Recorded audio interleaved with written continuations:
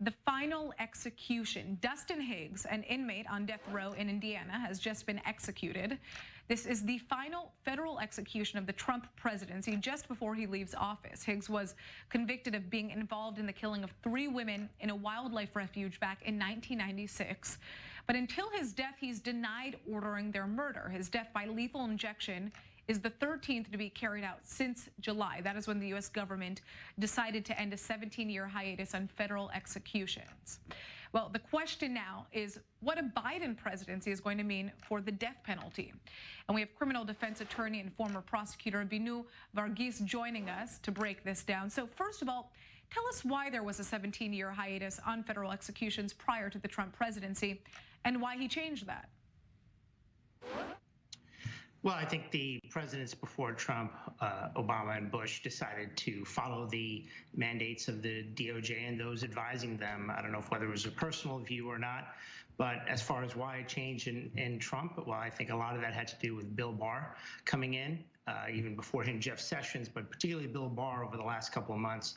Very pro-death penalty person, very much into executive power and pushing these through. I mean, some of these people are some of the worst people you can imagine. So they're not necessarily the poster childs for people you want to advocate for why there shouldn't be a death penalty. But if you have a consistent pro-life focus, well, then the death penalty is inconsistent with that. And that's where Trump and Bill Barr are different from other pro-lifers.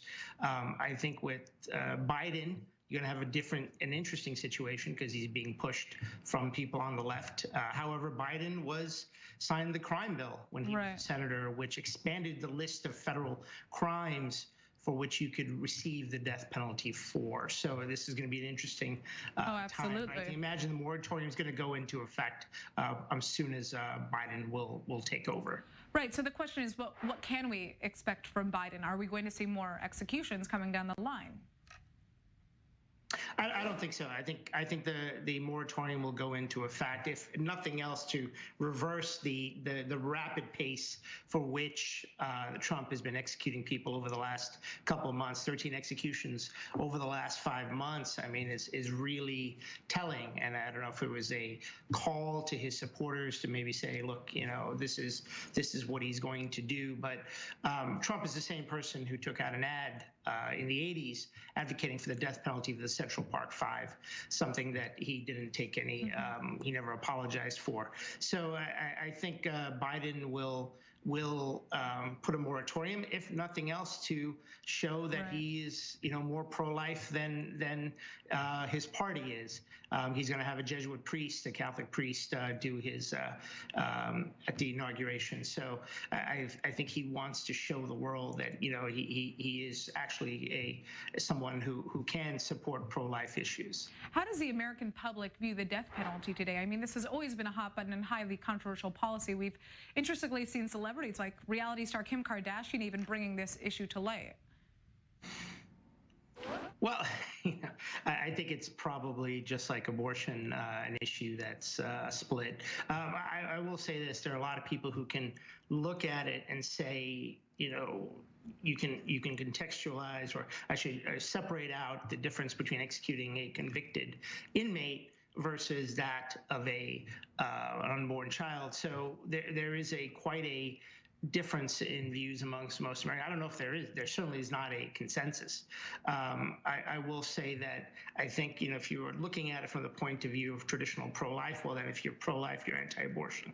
You should also be anti-death penalty. But a lot of people don't see it that way and can draw a difference.